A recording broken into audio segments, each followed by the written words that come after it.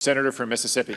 Well, I thank my friend from North Dakota, and I thank all of the people who've arranged for this special recognition. Would the senator yield for a unanimous consent request? I'll be delighted to yield to my friend. Ask unanimous consent at the conclusion of the remarks from the senator from Mississippi that I be recognized for such time as I may consume. Without objection. Thank you, Mr. President, and thank you, Senator Inhofe, my chairman. It's really hard to believe that the first moon landing was 50 years ago. But in fact, 50 years ago today, 3 Americans were on their way to the moon. Neil Armstrong, Buzz Aldrin, and Michael Collins. I had the honor of actually meeting with Buzz Aldrin just the other day, shaking his hand and being able to listen to his perspectives about what has happened in the last 50 years. What a great American.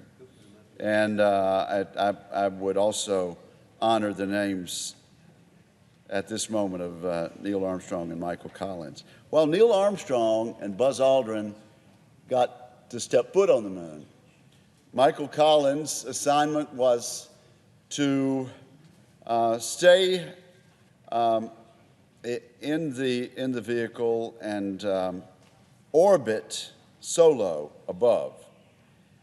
It was not at all guaranteed that his 2 colleagues would get back. We certainly thought we had the technology. We thought we could do it, and indeed we did, but it was not a given. Michael Collins wrote during that lonely flight while his 2 colleagues were walking on the face of the moon, "I'm absolutely isolated from any known life. I am it." If account were taken, the score would be 300 billion plus 2 on the other side of the moon and 1 plus God knows what on this side. The words of American hero Michael Collins. These 3 men were separated from the rest of humanity, but they certainly were not alone. Hundreds of millions of people watched and prayed and gave them their best wishes. It's hard to believe. I still have to pinch myself to think that I was a freshman in college for this moonwalk, and that was 50 years ago. How could 50 years have passed by so quickly? You know, Mr. President, men and women have always looked up at the night sky and seen their heroes in the constellations. Now we still look up at the sky and we see our heroes, but among them are astronauts who go to the stars and return and will go to the moon and to Mars and return. I want to salute the people who've done it before and the people who are making plans to put a man and woman on the face of the moon within 5 years. I was so honored to chair a hearing just this morning featuring NASA Administrator Bridenstine, who has put forward a bold proposal from the Trump administration, which has moved the deadline up from 10 years to 5 years. And indeed, I can tell you, it is the goal of NASA and it is the goal of this member of the United States Senate and the committee which I chair to facilitate making this goal and actually putting a man and a woman back on the face of the moon in 5 years. And then beyond that, onto Mars. These are ambitious goals which match and rival the ambition of President Kennedy, who announced this plan in 1961. And credit goes to President Johnson, who took up the cause after the assassination of President Kennedy, and President Nixon, a Republican succeeding 2 Democrats who saw it to fruition in 1969. I'm proud to salute all of the people some nameless, faceless people who are not famous, for their role in this magnificent accomplishment. I'm proud to say that Mississippians were among the first to answer President Kennedy's call. After all, the Saturn V rocket used for the Apollo program was tested at Stennis Space Center in Hancock County in Mississippi, where we still do almost all of the rocket testing in the United States of America.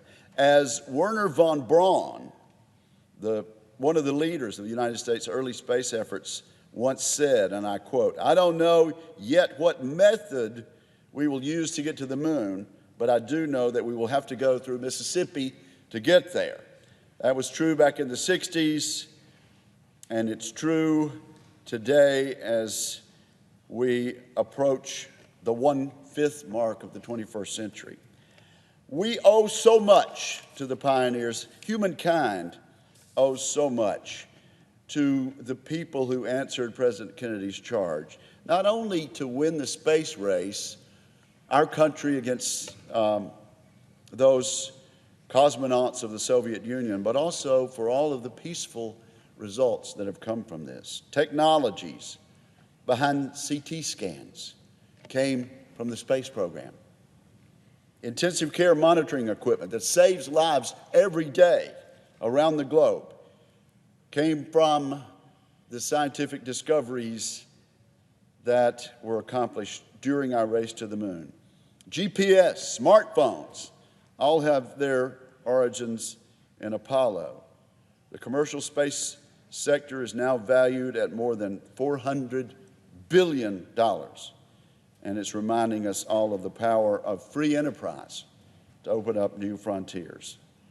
And clearly that $400 billion will grow over the next decade, perhaps to trillions and trillions of dollars.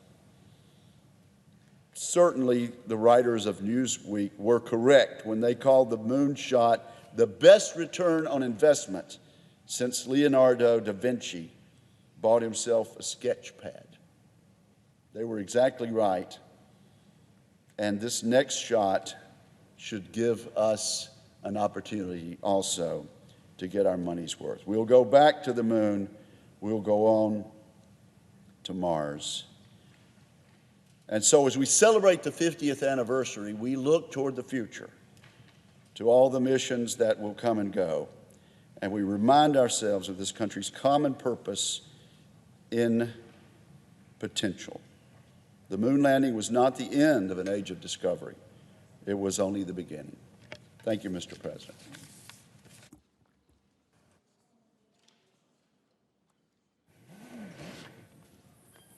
Mr. President. Senator from Oklahoma.